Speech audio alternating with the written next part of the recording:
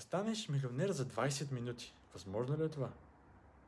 Преди 2 седмици бях на едно от събитията на Академията за бизнес и инвестиции на Юли Тонкин. Страхотно събитие, невероятна енергия. След втория ден бях толкова надъхан и вдъхновен, че исках да продам Академията на всички хора, които бяха там, които все още не са част от Академията. Съответно, в третия ден в сесията с въпроси ставам и питам дали мога да задам няколко въпроса на аудиторията. И ми дадоха.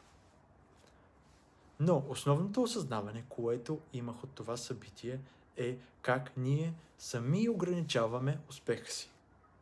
Защото ако имах тази възможност и бях продал Академията на 7 човека, само 7 човека, това са 105 000 лева за 2 минути. Какво означава това? 1 милион за 20. Единственото ограничение е ето тук.